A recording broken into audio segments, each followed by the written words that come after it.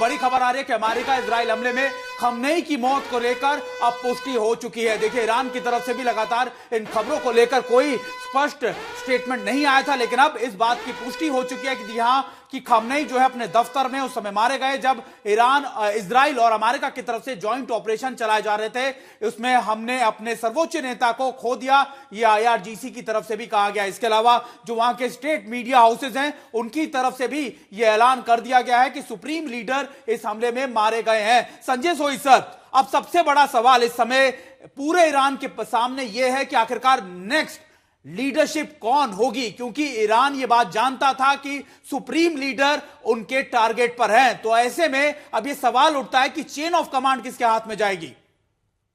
देखिए सुमित, ऐसा है कि इसमें कोई शक नहीं है, आयतुल्लाह खुमैनी को भी इस चीज का आभास हो गया था कि किसी भी समय पे उनका ऊपर अटैक किया जा सकता है। उन्होंने अपने उत्तराधिकारियों की भी घोषणा की थी। यह दो तीन सवाल पैदा होते हैं कि क्या वो उत्तराधिकारी उतना कामयाब रहेगा, पेजेशकियां की कोई न्यूज नहीं आ रही, पेजेशकियां क्या टेक ओवर करेगा, क्या वो उतना कंट्रोल कर पाएंगे। और जो अभी ईरान के अंदर सोच है, अमेरिका और इजराइल के खिलाफ सोच है, दिमागी सोच है, वो तो बनी रहेगी। ऐसे में क्या वहां गृह युद्ध हो जाएगा या नए लीडर कितना मोराल अप रख पाएंगे। जो उनका मोराल डाउन होता है, लगातार साथ साथ हमले भी हो रहे हैं।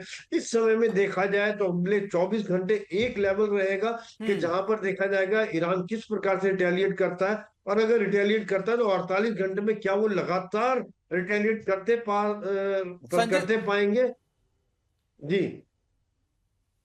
क्या वो लगातार रिटेलिएट करने में सक्षम रहेंगे, क्योंकि इनकी सप्लाई चेन इतनी बनी रहेगी, उनके पास कितनी मिसाइल है। आपको रोक रहे, एक बड़ी खबर आ रही है, खामनेई की मौत का जवाब देंगे। ईरान की ओर से यह ऐलान किया गया है। IRGC ने जहां पहली बार माना कि खामनेई को शहादत मिली है, तो अब ईरान ने यह कहा है कि खामनेई की मौत का जवाब देंगे। यानी इस सवाल का जवाब अब ईरान से आ रहा है कि खामनेई की मौत के बाद क्या ईरान के हमले रुकेंगे, क्या उसके सामने राजनीतिक संकट खड़ा है। सुमित हमारे सहयोगी हमारे साथ स्टूडियो में मौजूद हैं। सुमित, आप वहां से होकर के आए। IRGC की कार्यप्रणाली में यह तय था कि फैसला खामनेई लेंगे। खामनेई अगर 24 घंटे तक, 22 घंटे तक इस खबर को दबाया गया कि उनकी मौत नहीं हुई है, क्या यह फैसला ले लिया गया था कि आगे क्या होगा अगर वो मारे जाते हैं? देखिए, बिल्कुल ऐसा नहीं है कि लीडरशिप डिसाइड नहीं की गई होगी। लीडरशिप निश्चित तौर पर यह दिखाया गया होगा कि ना सिर्फ आपका उसके बाद चेन ऑफ कमांड में कौन आता है, लेकिन यह भी आप मानिए कि आशुतोष अभी दिक्कत यह है कि इजराइल और अमेरिका के जो एयर स्ट्राइक्स चल रहे हैं उसमें वो हो सकता है कि नेक्स्ट चेन ऑफ कमांड को भी लगातार वो टारगेट कर सके। इसलिए ईरान बहुत संभल कर इस समय सभी फैसलों का ऐलान कर रहा है। अभी लगातार ईरान की तरफ से यह भी खबरें आ रही है उनकी स्टेट मीडिया की तरफ से कि बहुत जल्दी नेक्स्ट लीडरशिप का, नेक्स्ट सुप्रीम लीडर का ऐलान किया जा सकता है। लेकिन आखिरकार वो शख्स कौन होगा, इसको लेकर भी अभी स्पेकुलेशंस या फिर आप कह सकते हैं कि कोई आधिकारिक बयान सामने नहीं आया है। संजय सोई सर भी हमारे साथ जुड़े। संजय सोई सर, ये हम जो लगातार अटैक देख रहे हैं अमेरिका और इजराइल के लगातार ईरान पर, ऐसा लग रहा है कि उन्होंने ना सिर्फ तेहरान के इलाकों में बल्कि पूरे ईरान में अपने कई ऐसे मिलिट्री इंस्टॉलेशन को टारगेट करना शुरू कर दिया है जहां से रिटेलिएशन अमेरिका और इजराइल की तरफ आ रहा है। नहीं, बिल्कुल इसमें कोई शक नहीं है, क्योंकि लीडरशिप के साथ साथ जो उनका टारगेट रहे हैं उनकी मिसाइल साइट्स रही हैं।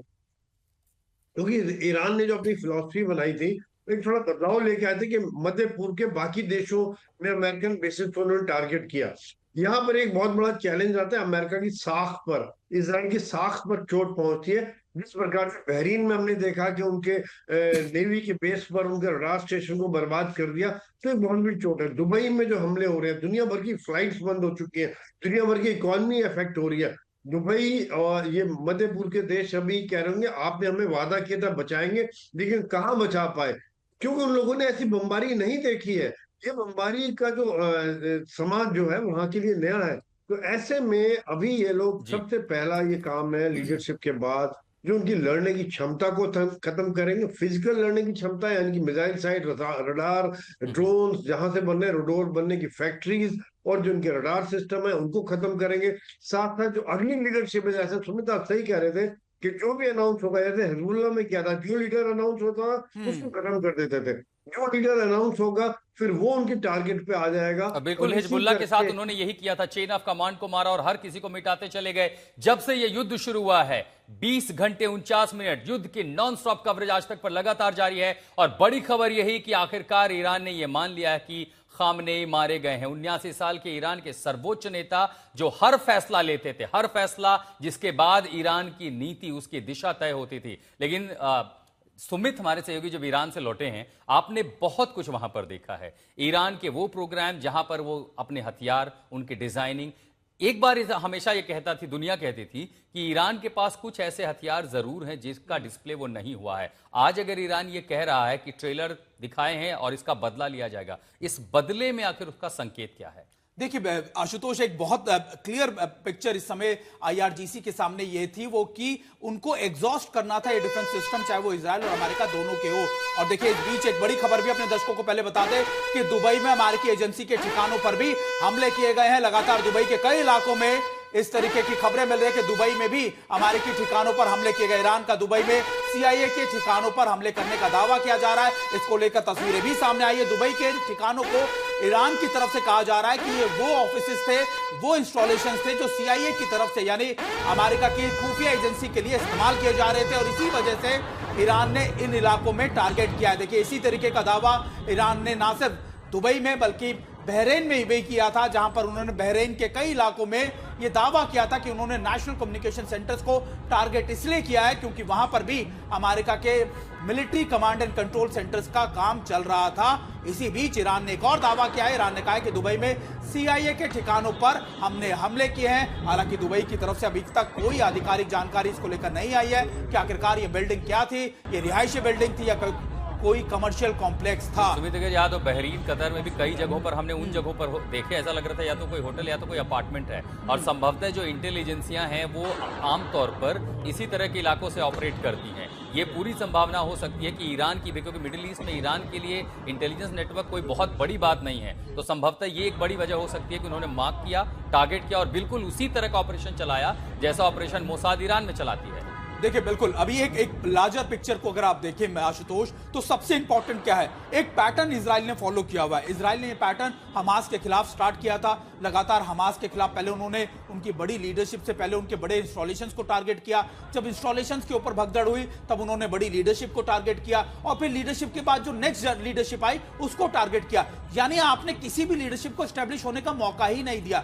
यही फिर उन्होंने हिजबुल्लाह के साथ इस्तेमाल किया। नसरल्लाह को मारा गया, नसरल्लाह के बाद कई और टॉप कमांडर्स को मारा गया, और अब वही इस्तेमाल वो पैटर्न कर रहे हैं ईरान के खिलाफ भी। लेकिन अभी इंपॉर्टेंट क्या है, क्या ईरान के खिलाफ जब ये सारे अटैक्स किए जा रहे होंगे तो क्या आईआरजीसी रिटेलिएट नहीं करेगा? क्योंकि आईआरजीसी के लोकल कमांड चेन के अंदर एक बड़ा बदलाव ईरान ने किया है। वो ये बदलाव किया है कि सभी कमांडर्स को ये ऑर्डर दिए गए थे नए रिजिम से पहले, यानी बड़े अटैक से पहले, कि आपको जब भी ऐसा लगे कि आपकी टॉप लीडरशिप नहीं है, आपके इन इलाकों में, आपके मिलिट्री इंस्टॉलेशन पे कोई खतरा हो, तो आप स्वयं अटैक करने या फिर उसके खिलाफ एक्शन लेने के लिए आप स्वतंत्र रहेंगे। तो शायद आप मानिए कि जितने अटैक इजराइल इस समय कर रहा है, अमेरिका कर रहा है, दो पैटर्न है इस समय। पहला, वो लीडरशिप के ऊपर अटैक कर रहा है तेहरान या सेंट्रल ईरान के इलाकों में। दूसरा बड़ा पैटर्न है कि वो लगातार जो मिलिट्री इंस्टॉलेशंस है, चाहे वो आपका वेस्ट का इलाका हो या सदर्न ईरान का इलाका हो, वहां पर भी कर रहा है, क्योंकि वहीं से ज्यादातर मिसाइलें दागी जा रही है, बैलिस्टिक मिसाइलें लॉन्च की जा रही है,